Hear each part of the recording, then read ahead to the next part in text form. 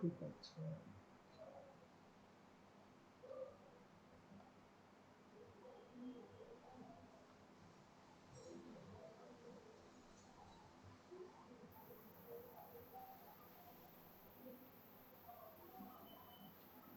আচ্ছা আচ্ছা, একটা জিনিস তোমাদেরকে আমি ঠিক মতো বলিনি, ওই জায়গাটা একটু কমপ্লিট করি।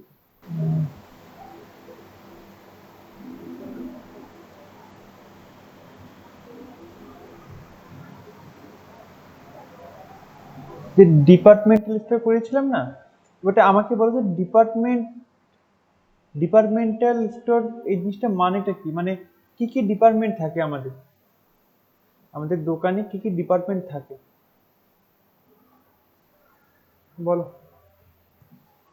যে ডিপার্টমেন্টাল স্টোর করিয়েছিলাম, তো আমাদের দোকানে কি কি ডিপার্টমেন্ট থাকে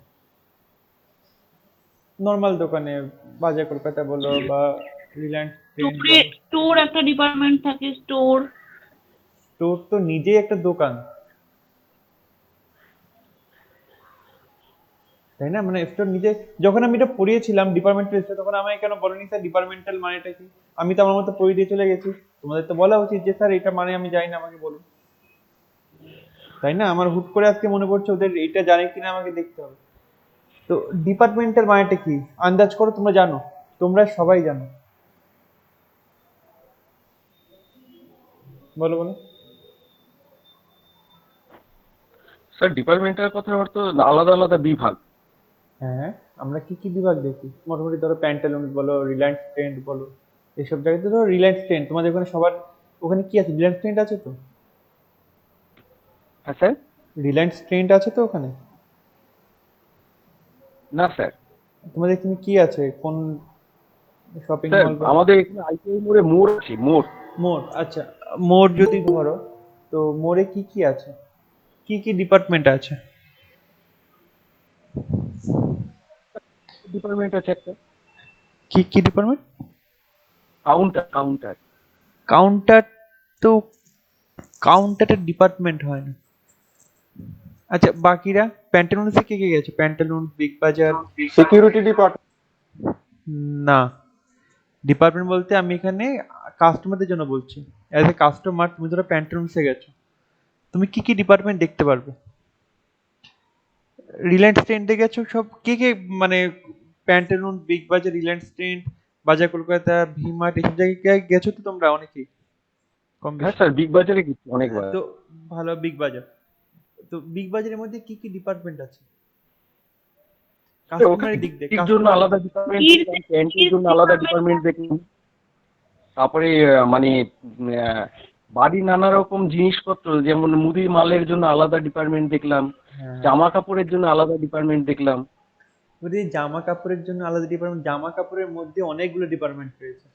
মেয়েদের স্যার আলাদা আলাদা পোশাকের জন্য আলাদা আলাদা ডিপার্টমেন্ট ছিল, সাজানো সাজানো। স্যার মেয়েদের, ফিমেল হ্যাঁ ফিমেল ডিপার্টমেন্ট, হ্যাঁ, ডিপার্টমেন্ট, কিডস ডিপার্টমেন্ট, এগুলো সব রাইট থাকে। রাইট রাইট, এই তো এসেছে line. Female department, male department, kids department, এসব থাকে না, এই তিনটেই আসল ডিপার্টমেন্ট। মানে চার চার পাঁচটা আছে তো, এই তিনটে আসল, মেল, ফিমেল আর কিডস। ফিমেলের মধ্যে কটা ডিপার্টমেন্ট থাকে?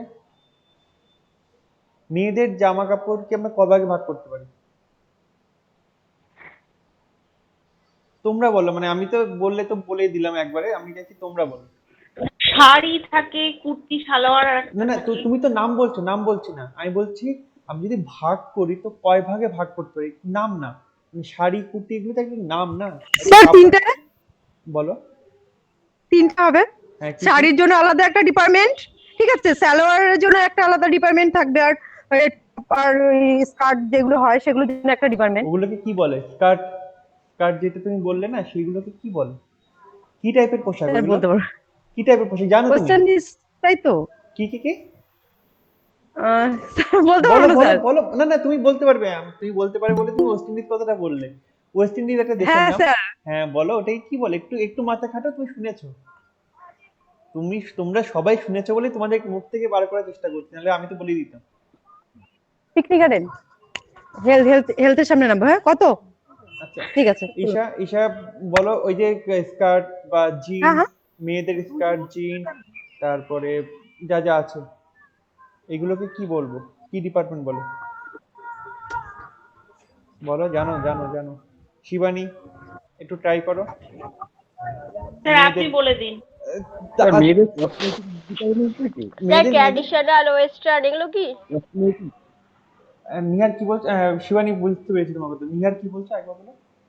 কসমেটিক্স ডিপার্টমেন্ট, সাজাগোজার জিনিস। কসমেটিক তো হ্যাঁ, কসমেটিক ডিপার্টমেন্টের ডিপার্টমেন্ট হয়, ওগুলোকে একটা নাম বলে, যা কসমেটিক ডিপার্টমেন্ট আছে। কিন্তু আমি তো জামা কাপড়, গার্মেন্টস এর মধ্যে, হ্যাঁ গার্মেন্টস এর মধ্যে কি ডিপার্টমেন্ট করছে? শিবানী এইমাত্র বললো। লেডিস হ্যাঁ, লেডিস এর মধ্যে কি ডিপার্টমেন্ট করছে? কটা ডিপার্টমেন্ট আছে? এই যে একটা লেডিস ডিপার্টমেন্ট, একটা কিডস এর মধ্যে বাচ্চাদের আছে একটা। হ্যাঁ হ্যাঁ, এটা আমি বললাম, লেডিস ডিপার্টমেন্ট, কিডস ডিপার্টমেন্ট আর মেন্স ডিপার্টমেন্ট। এবার যদি হ্যাঁ ওমেন ডিপার্টমেন্টে, লেডিস ডিপার্টমেন্টের কথা বলি, লেডিস ডিপার্টমেন্টে কটা ভাগ আছে? লেডিস হ্যাঁ বলো, বলছিলে। তিনটে তো ভাগ তো আছে নিশ্চয়ই, যেমন শাড়ির একটা, আরে কুর্তি আবার না একটা, না না না না ওয়েস্টার্ন ওয়েস্টার্ন ট্র্যাডিশনাল, এরকম তো ভাগ ভাগ থাকে। এইটাই চাইছিলাম। ইন্ডিয়ান। এইটাই না না, আবার ইন্ডিয়ান চলে আসছে। এইটাই চাইছিলাম, ওয়েস্টার্ন আর ট্র্যাডিশনাল। আমি এক্স্যাক্টলি এটা চাইছিলাম। শাড়ি, সালোয়ার কামিজ, যেগুলো নাম বলছো না, আমি নাম চাইছিলাম না, আমি চাইছিলাম যে পুরো জিনিসটাকে কি বলে। ঠিক আছে, শিবানী অলরেডি বলে দিয়েছিল, যা হোক এটাই চাইছিলাম। ট্রেডিশনাল কাকে বলে? আজকে একটু অন্য বিষয় নিয়ে কথা বলবো, ঠিক আছে? আজকে রিটেলটা নিয়ে অতটা বলবো না। শাড়ি শাড়ি শাড়ি স্যার। না, তুমি নাম শাড়ি। বলছো, আমি বলছি ট্রেডিশনাল মানেটা কি? ট্রেডিশনাল জামা কাপড় যেটা ঐতিহ্য স্যার, ঐতিহ্য যেটা আমরা বংশ পরম্পরায় যেটা পড়ে আসি, যেটা আমাদের প্রাচীনকাল থেকে সবাই যেটা পড়ে আসছে, সেটাকে তো ট্রেডিশনাল বলে। বলে। আর কেউ কিছু অন্যভাবে কেউ বলবে? প্রচলিত স্যার। পিনাকি কিছু বল। ট্রেডিশনাল মানে পিনাকি বলো। প্রচলিত স্যার। সংকোচনিত মানে বুঝলাম না, কি বলছো? সংস্কৃতি বা আচ্ছা আচ্ছা, সংস্কৃতি। ট্রেডিশনাল মানে সংস্কৃতি, হ্যাঁ। মানে ট্রেডিশনাল জামা কাপড় বা এথনিক ওয়্যারও বলে ওদেরকে, ঠিক আছে? এথনিক ওয়্যার বা ট্রেডিশনাল ওয়্যার মানে কি?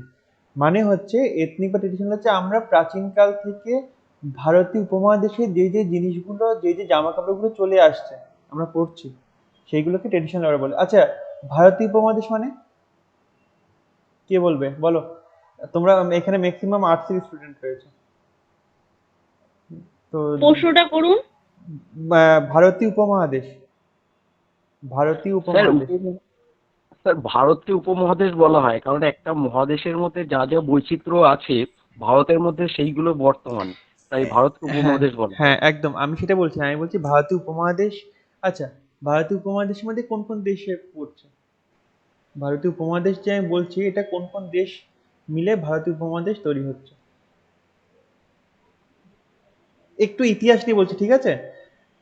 আলাদা কিছু স্যার ভারতের উপমহাদেশ, স্যার ভারতের উপমহাদেশ বলতে ভারতের আশেপাশে যে দেশগুলো রয়েছে নাম বলো, নাম নাম নাম নাম নাম।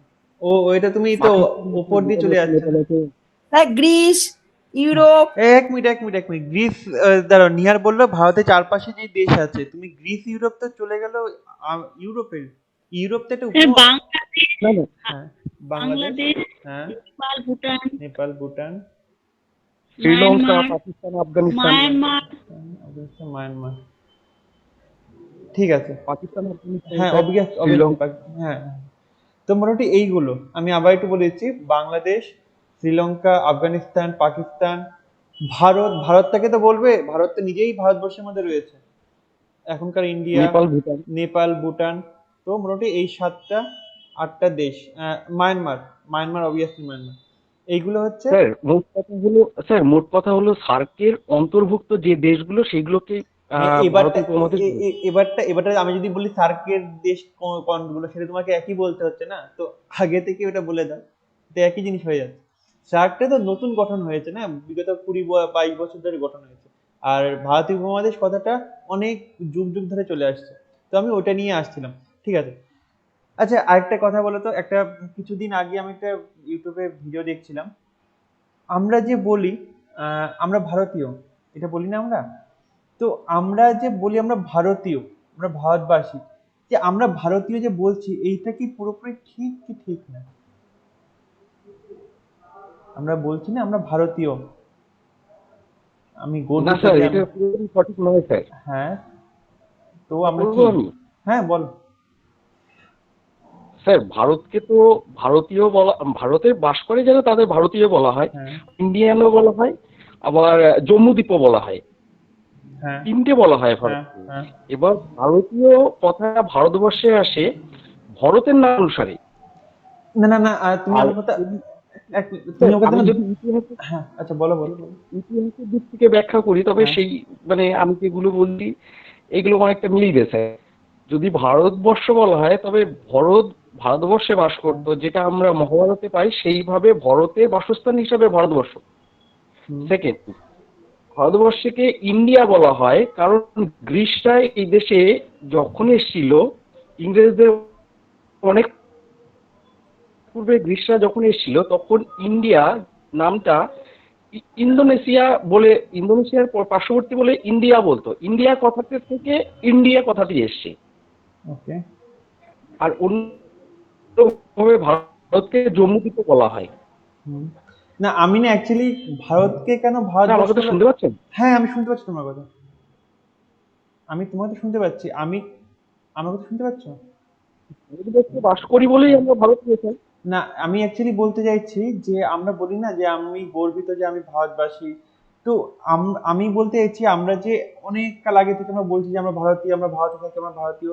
এই যে জিনিসটা, এটা কি পুরোপুরি ঠিক? মানে আমি এজ এ পশ্চিমবঙ্গের নাগরিক হয়ে বা ধরো আহ দিল্লির নাগরিক হয়ে বা গুজরাটের নাগরিক হয়ে আমি যে বলছি আমি ভারতীয় বা আমার রক্তে ভারতের খুন বইছে, তো এই জিনিসটা কি পুরো ঠিক? ভারত- হ্যাঁ স্যার, পুরোপুরি ঠিক এটা। আচ্ছা কারণ কি, আমরা ভারতীয় বলতে একটা পুরো ভূখণ্ডটাকে বোঝাচ্ছে। ঠিক আছে ঠিক সে আছে। যে অঞ্চলেই বা যে রাজ্যেই থাকুক না কেন, সে ভারতীয় হতে পারে। একদম একদম। কিন্তু তাকে যদি অন্যভাবে বিভক্ত করা হয়, রাজ্য ভিত্তিক না বা ভাষা রাজনীতি আমি ভিত্তিক, বলছি না। তবে সেটা আলাদা হয়ে যায়। না আমি ওসব চাইছি আচ্ছা। আলাদাভাবে সেটা আমরা ভাগ করতেই ঠিক পারি, ঠিক ঠিক আছে ঠিক আছে। জাতিভেদে। না না না নিয়ে নিয়ে আমি জাতিভেদের কথা আনছি না, কিন্তু আমি অন্য একটা প্রসঙ্গ নিয়ে আমি বলছিলাম। মানে আচ্ছা ঠিক আছে, আর কেউ কি বলতে পারবে? মানে আর কারো কোনো নিয়ার নিয়ার যে যুক্তি দিয়েছে ঠিক আছে, আমি মেনে নিচ্ছি, আমি অস্বীকার করছি না। আর কেউ কি যুক্তি পারবে? মানে আমি বলছি আমরা যে বলছি আমরা ভারতীয়, আমাদের যে বংশানুক্রমে আমরা ভারতীয় রক্ত আমাদের গায়ে বইছে, মানে ভারতবাসীর রক্ত। তো এই জিনিসটা কি পুরোপুরি ঠিক? আমরা কি পিওর ভারতীয়? আমরা কি পিওর ভারতীয়? আমার প্রশ্ন এখানে, আমরা কি পিওর ভারতীয়? সজল, পিনাকি?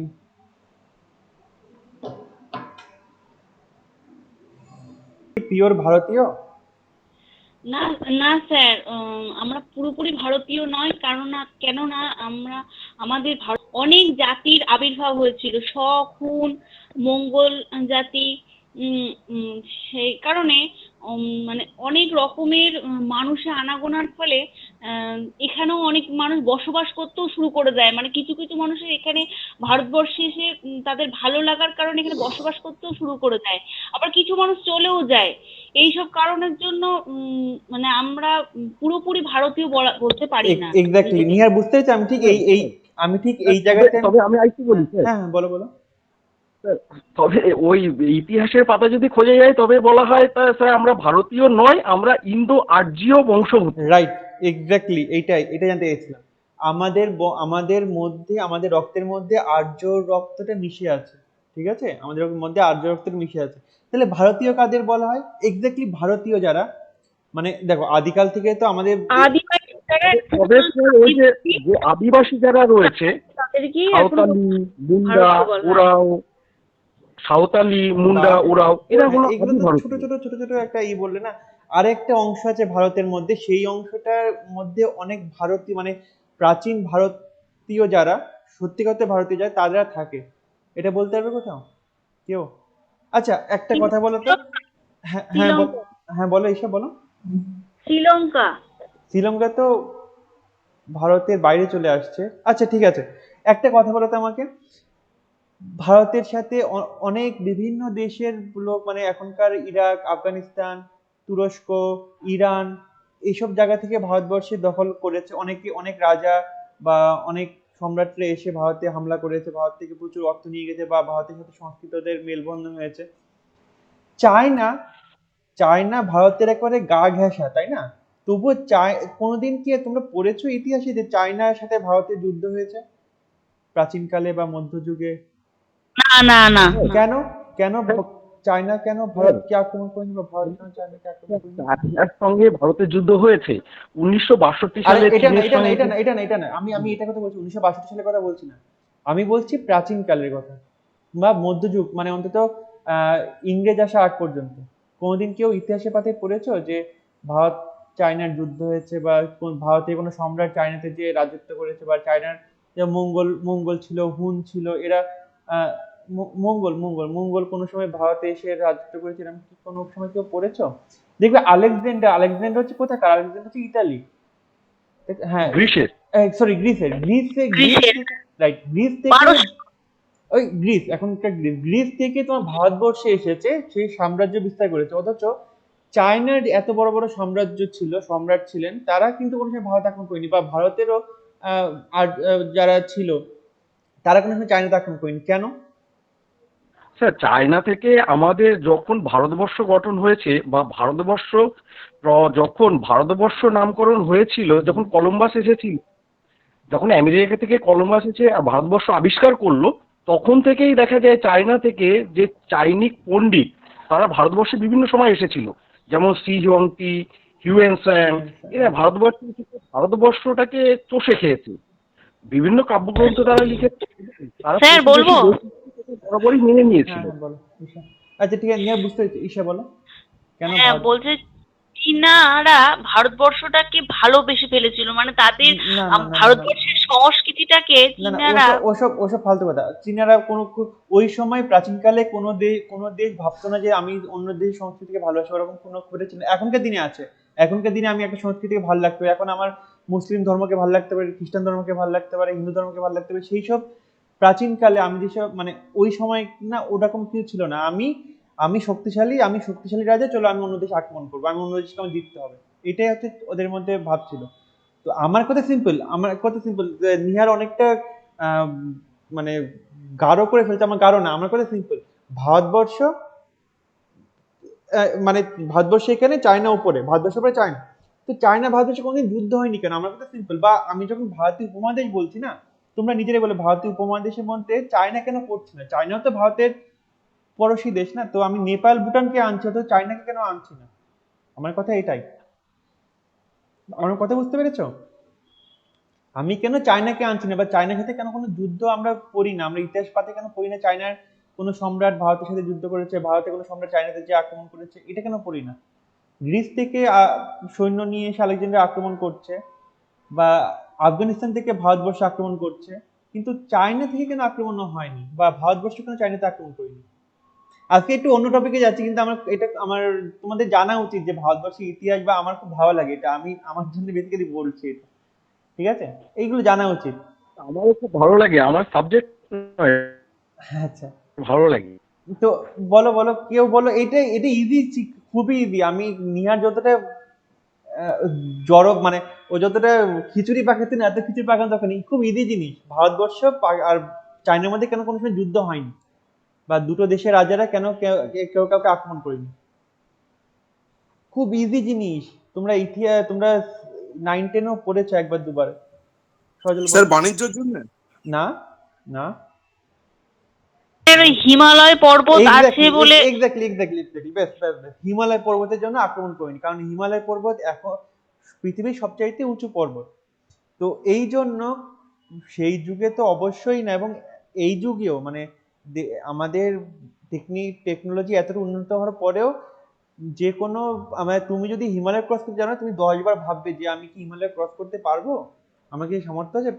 তো এই যুগে এত সুবিধা সত্ত্বেও তুমি ভাবছো যে আমার সামর্থ্য নেই, পারবো কিনা। সেই যুগে তো ইম্পসিবল ছিল। ওই জন্য হিমালয় পর্বত ভারত এবং চায়নার মধ্যে ওই প্রাচীরের মতো ব্যাপারটা ছিল, ঠিক আছে? প্রাচীর ছিল, তো ওই জন্য কেউ চীন কাউকে ভারত আক্রমণ যুদ্ধ করতো তো না। সাংঘাতিক যুদ্ধ হলো স্যার।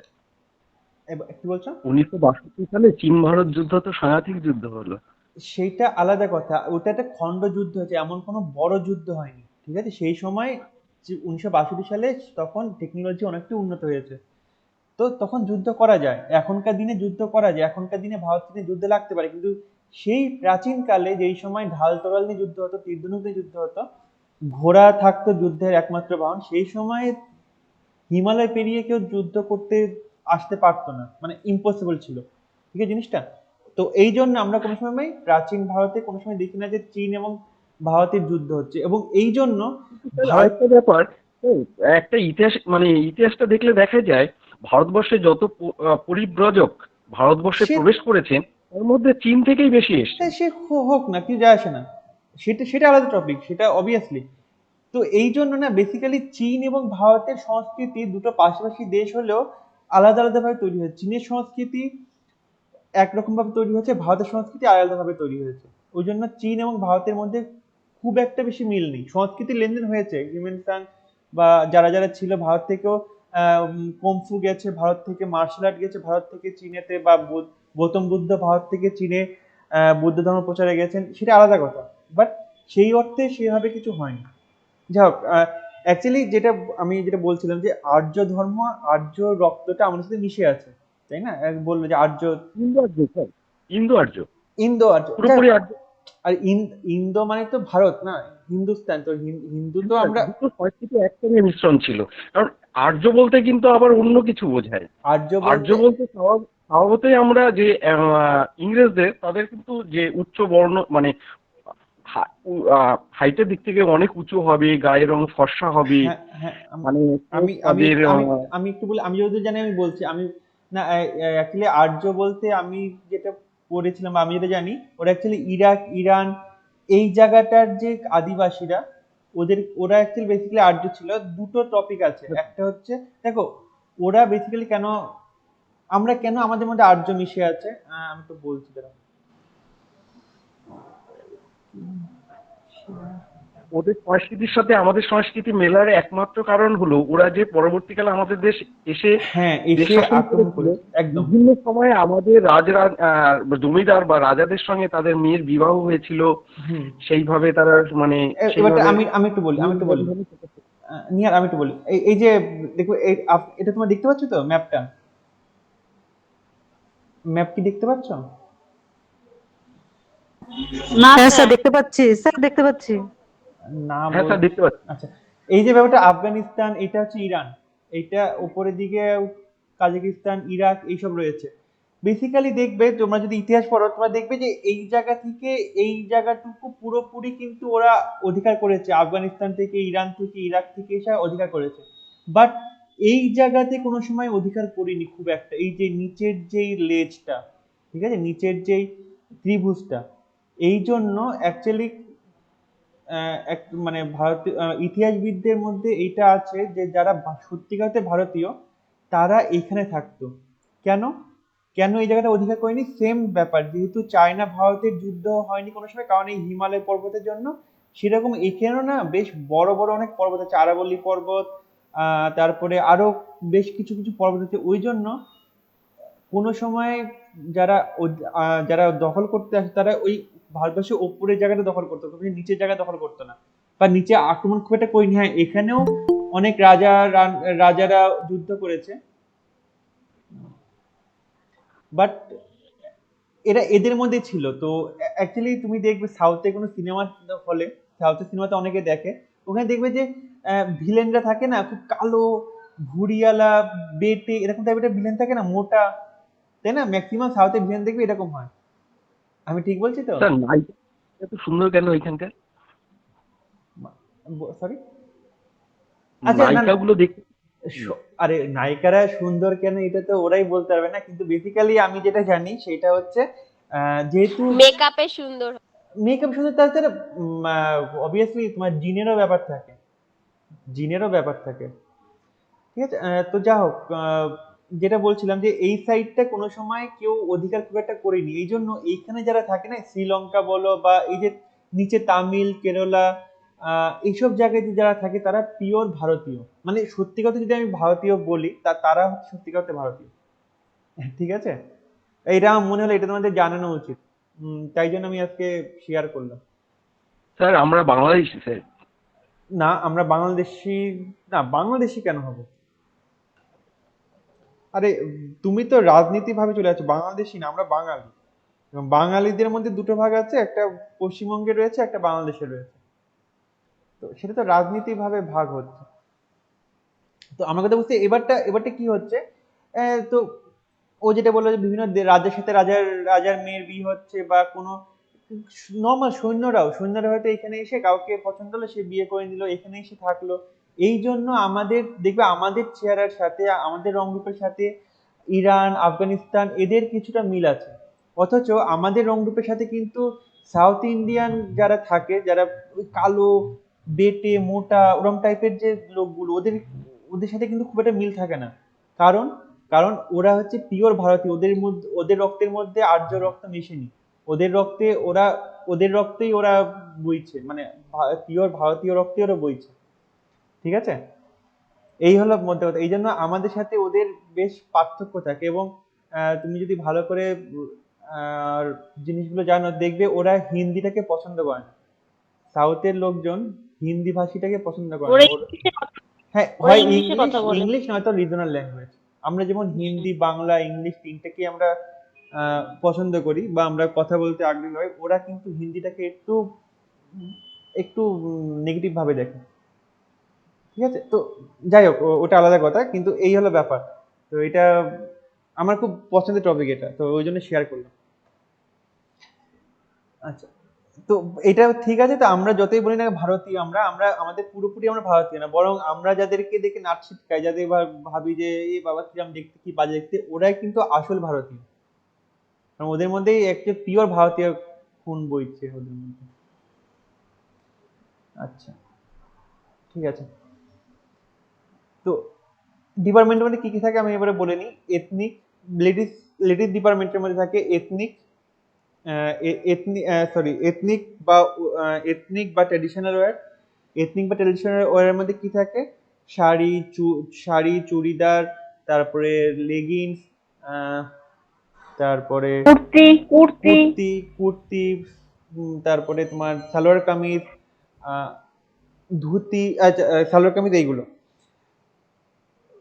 লেডিস ওয়েস্টার্নের মধ্যে কি থাকে, ওয়েস্টার্নে যা যা হতে পারে, হ্যাঁ, টপ, জিন্স, জেগিন্স, তারপরে skirt, short skirt, mini skirt, long skirt, one one dress, one piece, যা যা হয় আর কি ওদের মধ্যে। আচ্ছা, এটা হলো মেয়েদের দুটো ভাগ, একটা হচ্ছে এথনিক এথনিক ওয়্যার বা ট্র্যাডিশনাল ওয়্যার, একটা হচ্ছে ওয়েস্টার্ন ওয়্যার। আর ছেলেদের মধ্যে সেম থাকে। একটা হচ্ছে এথনিক ওয়্যার, এর মধ্যে পড়ে ধুতি, পাঞ্জাবি, জহর কোট, আহ, যা যা আসে আমাদের ট্র্যাডিশনাল মধ্যে যা যা পড়ে এইগুলো। আর তাছাড়া ওয়েস্টার্নের মধ্যে পড়ে ফর্মাল, সেমি ফর্মাল, ক্যাজুয়াল। ঠিক আছে, মেয়েদের মধ্যে ফর্মাল, ক্যাজুয়ালের মধ্যে ক্যাজুয়াল আছে। অ্যাকচুয়ালি ক্যাজুয়ালটাকেই না ওয়েস্টার্ন বলা হয়। আমি অ্যাকচুয়ালি পুরোপুরি ঠিক বলছি না, ক্যাজুয়ালটাকে ওয়েস্টার্ন বলা হয়। ফর্মাল আছে, সেমি ফর্মালও আছে। সেমি ফর্মালটা সাধারণত ইউজ হয় না, ফর্মাল এবং ক্যাজুয়াল এই দুটোই বেসিক্যালি পার্থক্য হয়। ফর্মাল, এই যে কালকে আগের দিন যেন বলছিলাম, ফর্মাল ড্রেস আর ক্যাজুয়াল ড্রেসের পার্থক্য আমি পরে দেখাবো, এটা নিয়ে পরে ইন্টারভিউ ক্লাসের সময় বলবো আর। তো এই ড্রেসগুলো হয়। আরেকটা থাকে লেদার ডিপার্টমেন্ট। আচ্ছা, কিডস ডিপার্টমেন্টের মধ্যে একটাই থাকে, একটা হচ্ছে ক্লোথের মধ্যে সবকিছু থাকে। বাচ্চাদের তো আর ফর্মাল ক্যাজুয়াল বলে কিছু হয় না, ওদের সবকিছু থাকে। আরেকটা থাকে টয়েস ডিপার্টমেন্ট। তো কিডস ডিপার্টমেন্টে দুটো ভাগ থাকে, একটা জামা কাপড় ডিপার্টমেন্ট, একটা টয়েস ডিপার্টমেন্ট। আর থাকে লেদার ডিপার্টমেন্ট কোনগুলো? লেদার ডিপার্টমেন্ট বলতে কি কি বুঝি আমরা? লেদারের ব্যাগ থাকে, তারপরে বেল্ট থাকে, জুতো আহ, থাকে, জুতো থাকে। ট্রলি ব্যাগ থাকে, ছেলেদের পার্স ব্যাগ থাকে, ছেলেদের মানি ব্যাগ থাকে, মেয়েদের পার্স ব্যাগ থাকে। এইগুলো হচ্ছে লেদার ডিপার্টমেন্টের মধ্যে পড়ে। আচ্ছা, এক্সেসরিজ থাকে একটা। এক্সেসরিজ মানে কি? এক্সেসরিজ মানে কি?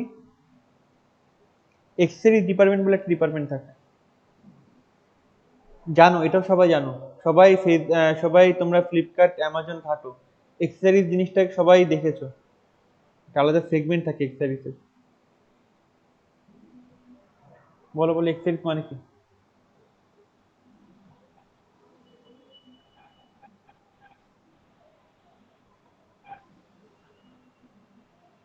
বলো।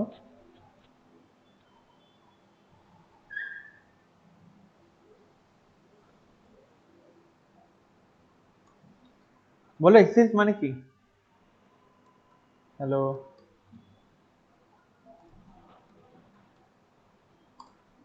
Hello, hello. হ্যাঁ স্যার, কিসের মানে হ্যাঁ, জিজ্ঞাসা করলেন? এক্সেসরিজ, এক্সেসরিজ, এক্সেসরিজ, এই কথাটার মানেটা কি? অ্যাক্সেসরিজ মানে হচ্ছে যে কোনো জিনিসের, আপনাকে এক্সাক্ট মিনিংটা আমি বলছি স্যার।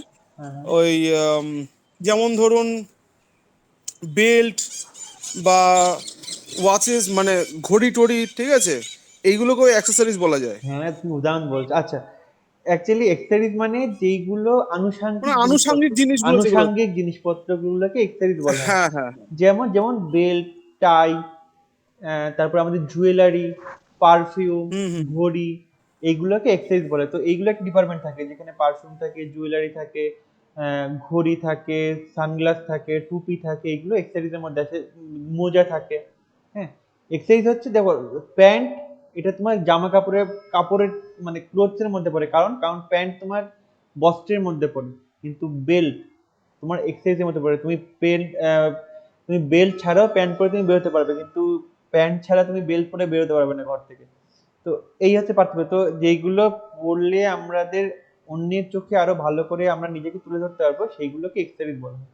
বা যেগুলো পড়লে আমাদের ভালো লাগে সেগুলোকে এক্সেসরিজ বলা হয়। ঠিক আছে, তো এই কটা ভাগ থাকে। তোমরা মানে আমি বুঝতে চাই তোমরা এতক্ষণ সময় লাগলো কেন, তোমরা সবগুলোই জানো, তোমরা সবগুলোই দেখেছো। এক্সারসাইজের ডিপার্টমেন্ট দেখেছো, লেডিসের ওয়েস্টার্ন ডিপার্টমেন্ট দেখেছো, এথনিক ডিপার্টমেন্ট দেখেছো, ছেলেদের ওয়েস্টার্ন ডিপার্টমেন্ট দেখেছো, তারপরে ক্যাজুয়াল ডিপার্টমেন্ট দেখেছো, ফর্মাল ডিপার্টমেন্ট দেখেছো। বাট তোমরা সেইভাবে দেখোনি কোনোদিন, মানে সেইভাবে কোনোদিন চেয়ে দেখোনি। ঠিক আছে, এই জিনিসটা করো এখন। যদি কোনোদিন যাও এর মধ্যে ক্লাস করতে করতে, তাহলে একটু না আলাদাভাবে দেখো। হ্যাঁ, বেসিক্যালি আলাদাভাবে বলতে আমি বলতে চাইছি যে দেখবে ওখানকার যারা সেলস পার্সন থাকে, যারা সেলস অ্যাসোসিয়েট থাকে, তারা তোমাকে কিভাবে কনভিন্স করছে, তারা তোমাকে কিভাবে অ্যাপ্রোচ করছে, ওগুলো একটু দেখো। ঠিক আছে, তো তুমি এতদিন গেছো কাস্টমার হিসাবে, তুমি এখন যদি যাও একটু শেখার জন্য যেও।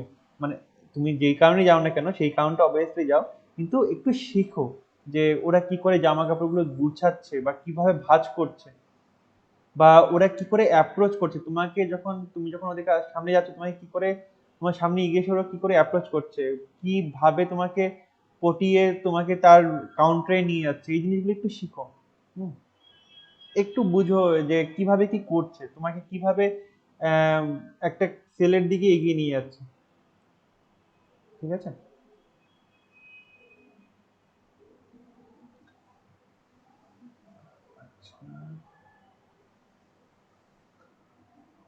আচ্ছা, এইটা করাচ্ছিলাম না, ডাইরেক্ট মার্কেটিংটাই করাচ্ছিলাম, তাই তো? শুক্রবার দিন। হ্যালো। হ্যাঁ স্যার। ডাইরেক্ট মার্কেটিং কি কতটা স্যার করে, বলেন? ডাইরেক্ট মার্কেটিং করাচ্ছিলাম তো শুক্রবার দিন, যে ডাইরেক্ট মার্কেটিং। হ্যাঁ স্যার, হ্যাঁ স্যার। ডাইরেক্ট, আচ্ছা।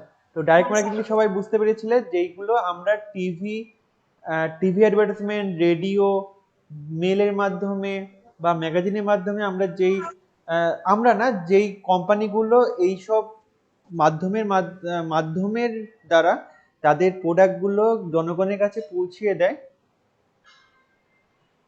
এক মিনিট। হ্যালো।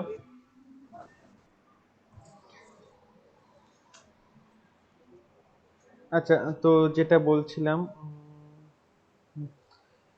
তো যে কোম্পানিগুলো টিভি অ্যাডভার্টাইজমেন্টের মাধ্যমে, তারপরে রেডিওর মাধ্যমে, ম্যাগাজিনের মাধ্যমে, বা ডাইরেক্ট মেলের মাধ্যমে যে কোম্পানিগুলো তাদের প্রোডাক্ট আমাদের জনগণের সামনে তুলে ধরছে, সেইগুলোকে ডাইরেক্ট মার্কেটিং বলা হয়। যেমন উদাহরণস্বরূপ তোমরা দেখবে ন্যাপটল, হোমশপ 18, এইগুলো টিভির মাধ্যমে তুলে ধরে। কি করে ধরে, ওরা একটা স্লট বুকিং করে নেয়, টিভির একটা স্লট, নির্দিষ্ট একটা টিভি না, নির্দিষ্ট একটা চ্যানেলের স্লট। ওরা ওই চ্যানেল ওই সময় তাদের সেলস পার্সন তাদের প্রোডাক্ট এনে বিক্রি করে তাদের প্রোডাক্ট। হ্যাঁ, তোমরা দেখবে যে ওই সময় অনেকে বলে যে 5,000 টাকা, 4,999 টাকার প্রোডাক্ট মাত্র 1,999 পাচ্ছেন আপনি সীমিত সময়ের জন্য, ফোন করুন, তাড়াতাড়ি ফোন করুন, এরকম ব্যাপার থাকে, একটা হাইপ ক্রিয়েট করে। অনেক সময় দেখবে যে একটা পাতি ফোন ওরা এমন ভাবে বিক্রি করছে যেন মনে হচ্ছে ওর কাছে অ্যাপেলও কিছু না, এরকম ভাবে এটা বিক্রি করছে। তো এই জিনিসটা হাইপ ক্রিয়েট করা। হাইপ ক্রিয়েট মানে মানে জনগণের মধ্যে একটা উৎসাহ তৈরি করা, ওইটাকে হাইপ ক্রিয়েট বলে ইংলিশে, ঠিক আছে? তো এইটা হচ্ছে direct marketing. If a customer like any product then he or she order by mail, phone or computer. যদি কাস্টমার সেটা দেখে পছন্দ হয় এবং সে যদি অর্ডার দিতে চায়, তাহলে সে মেলের মাধ্যমে, ফোনের মাধ্যমে বা কম্পিউটারের মাধ্যমে সে অর্ডার দিতে পারে। Example Asian Sky Shop, Telebrand, etcetera. Okay, আচ্ছা, ডাইরেক্ট সেলিং কাকে বলে?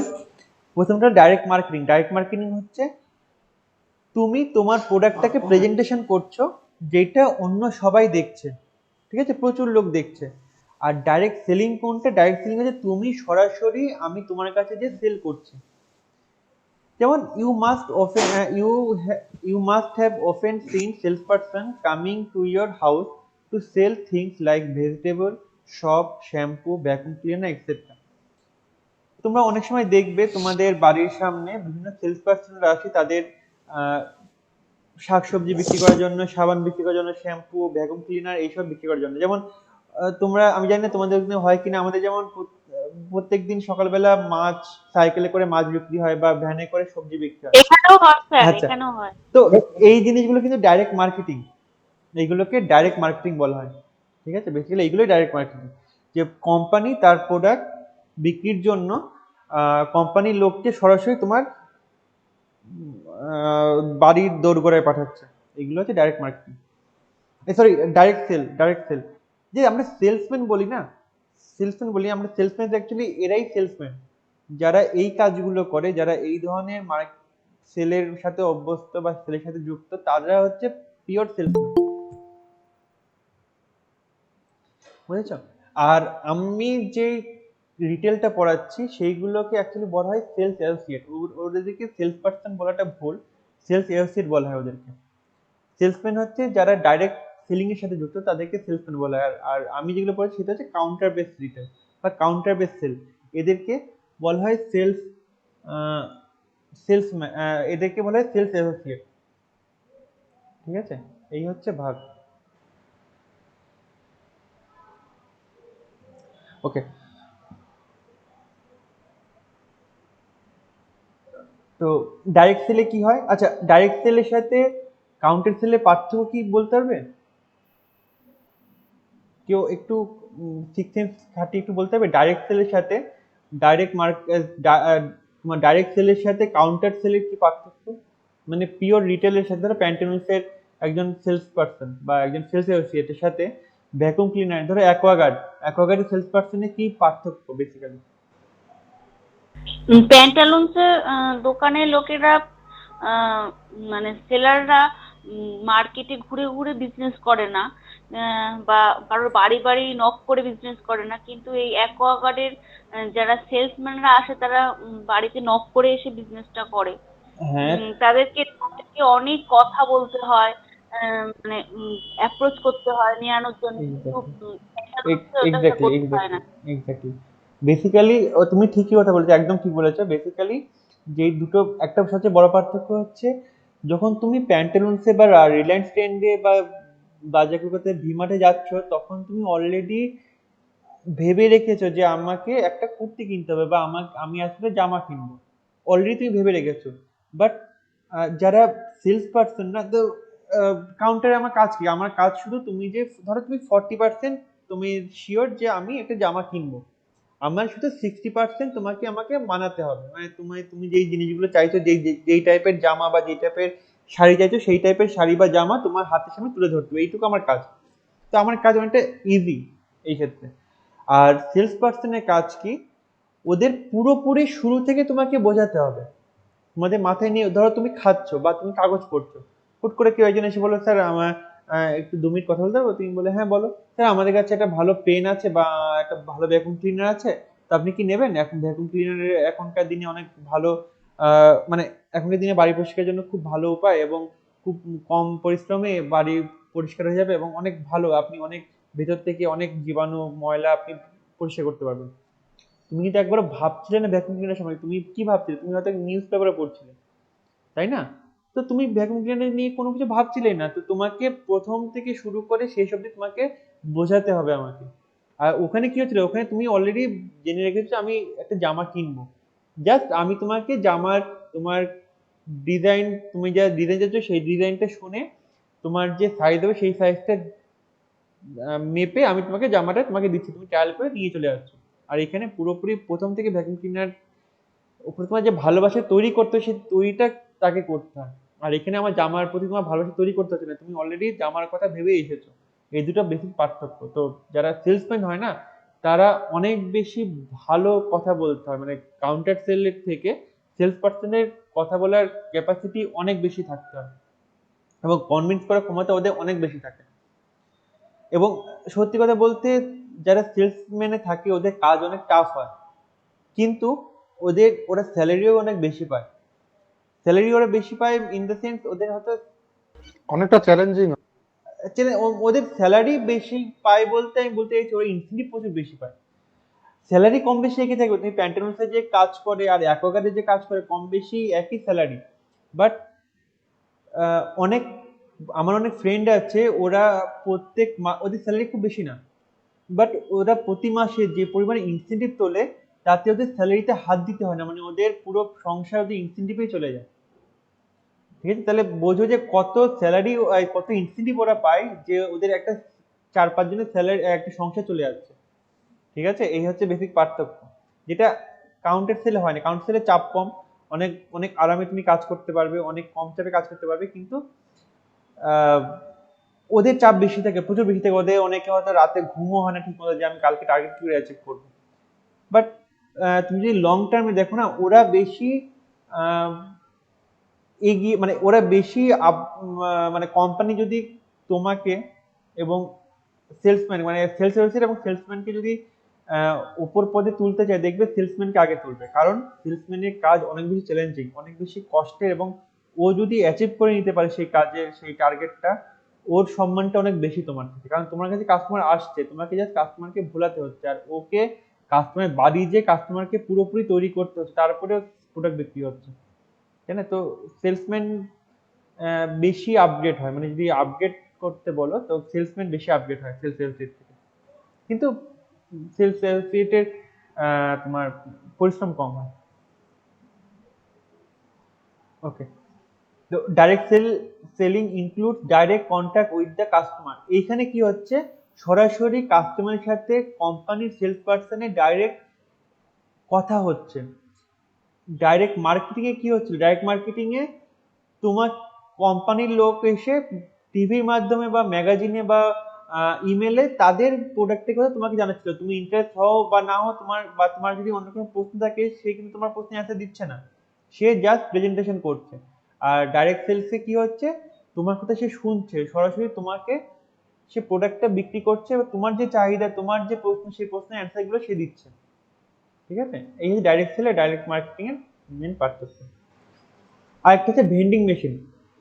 ভেন্ডিং মেশিন কোনটা, এই ধরনের মেশিন তোমরা দেখেছো কি বিভিন্ন টিভি? হ্যাঁ স্যার, হ্যাঁ, হ্যাঁ স্যার। তো এদের বেসিক্যালি কি কাজ, they are coin or card operated machine. এই ধরনের মেশিনগুলো কয়েন বা কার্ড অপারেটেড থাকে।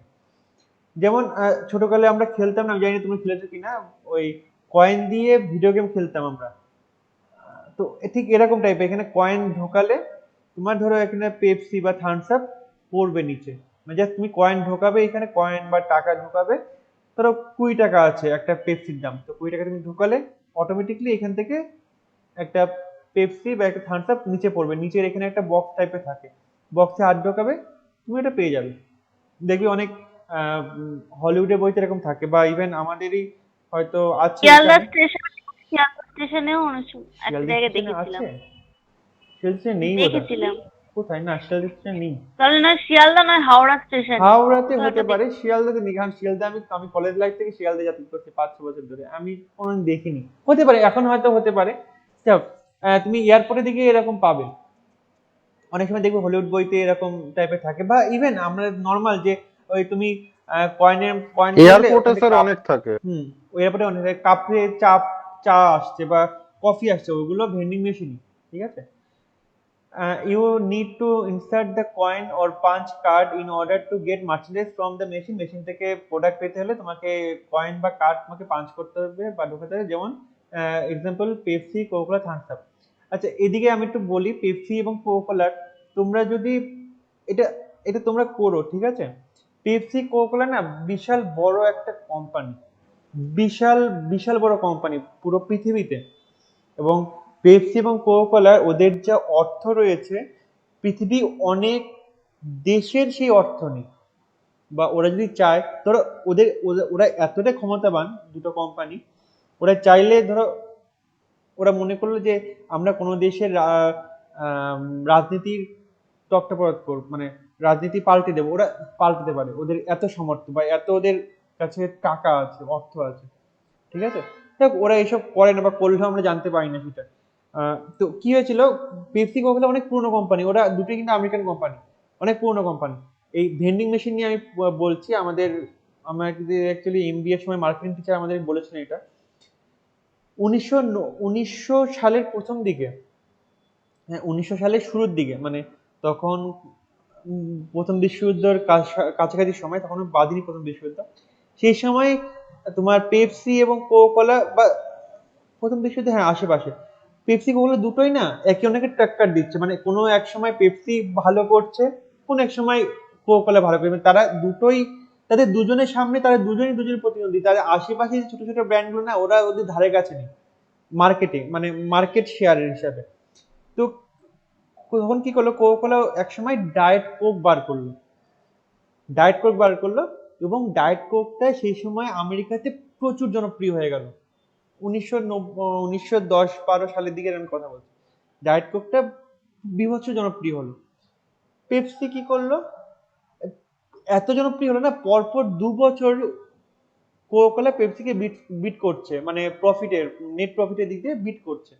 পেপসি দেখলো যে আমাদের তো কিছু করতে হবে, পেপসি 2 বছর, মানে পেপসি অনেক অনেক বিভিন্ন নতুন নতুন টেস্টের কোলা ড্রিঙ্ক বার করতে শুরু করলো, বাট ডায়েট কোকের সামনে টিকছে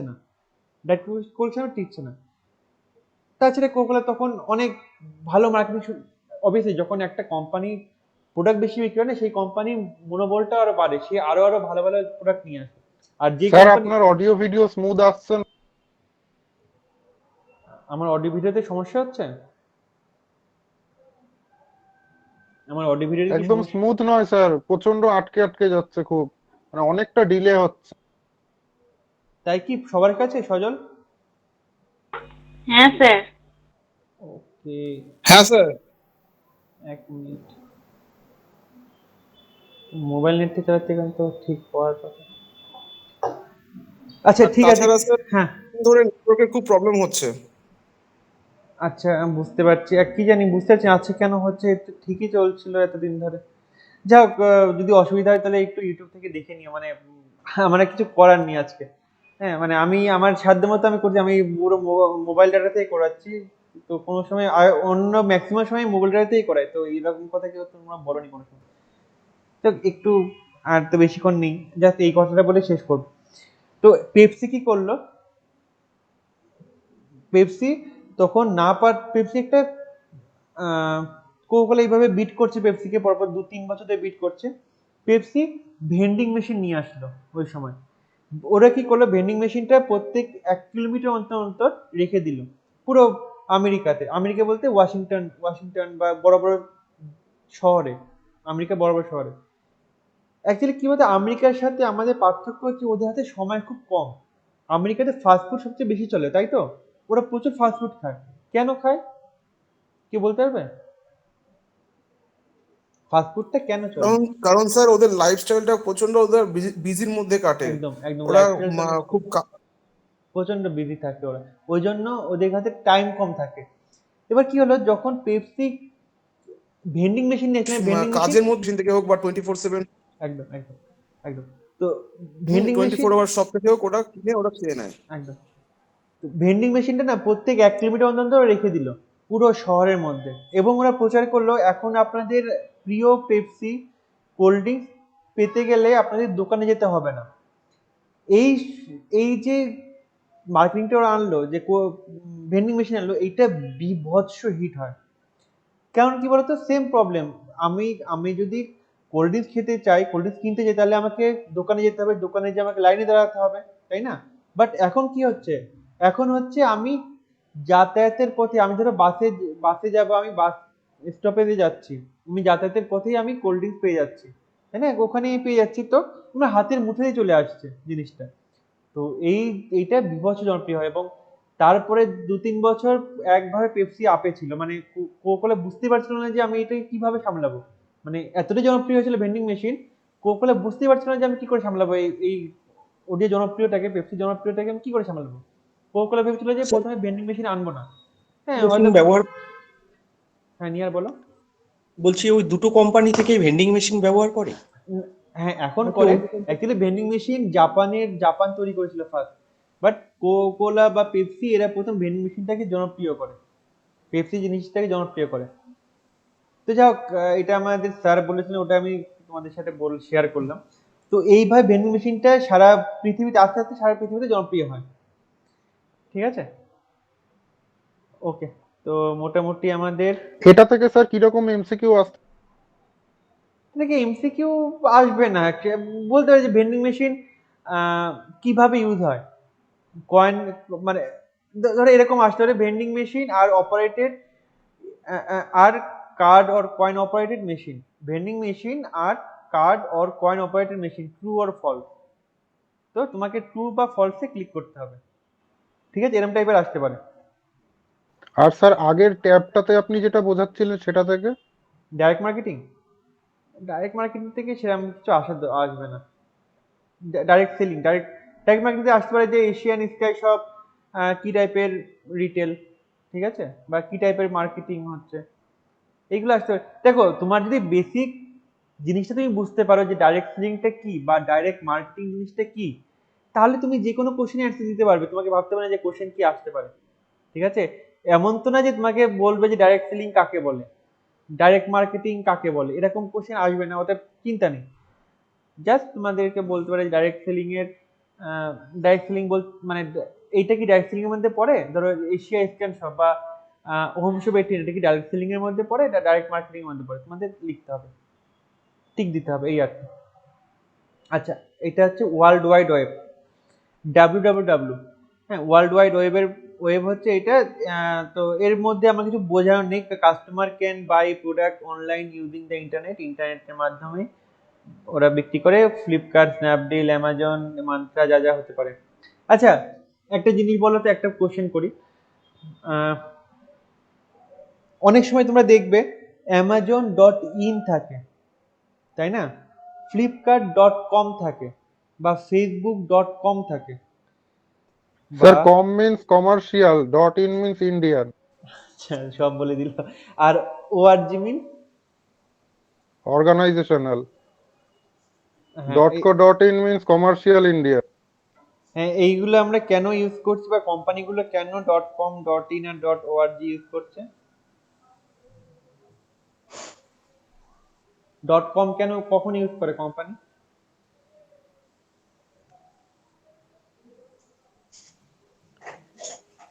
এনিওয়ান? .com কেন, যে flipkart.com কেন ইউজ করছে, বা flipkart.com, facebook.com কেন ইউজ করছে?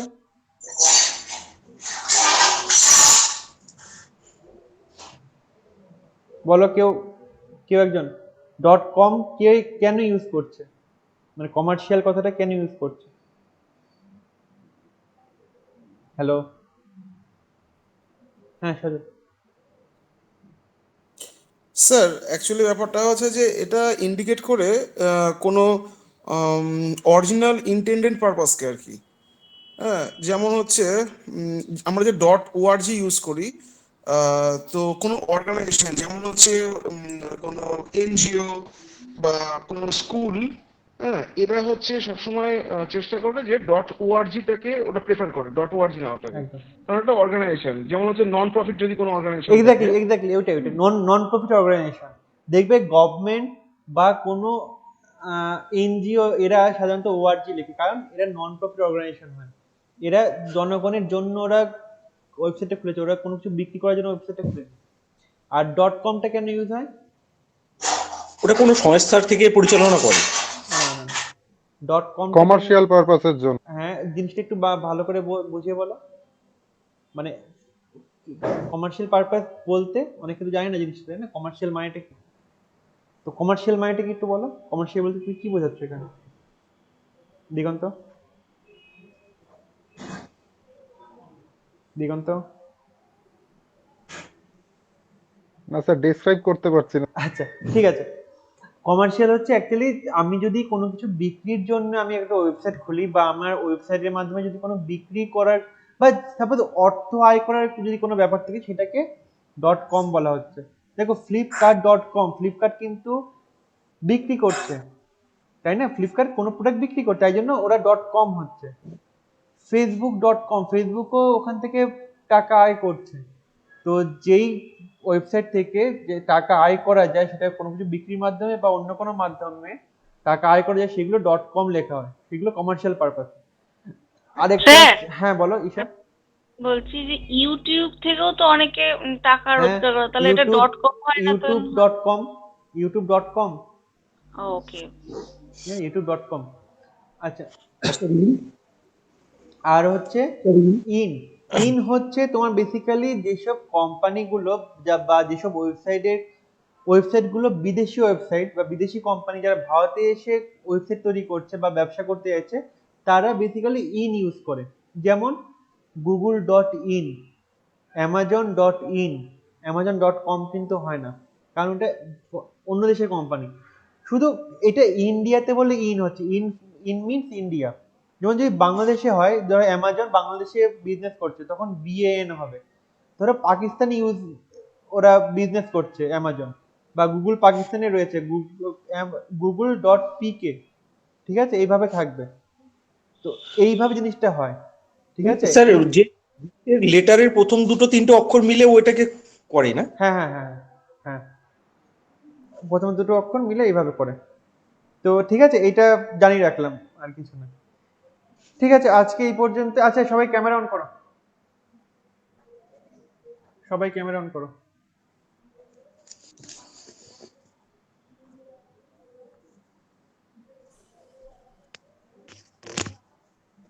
ঈশা, দিগন্ত, আমি জামা কাপড় দেখতে পাচ্ছি। হ্যাঁ,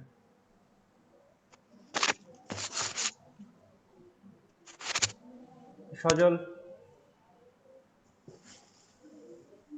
শিবানী,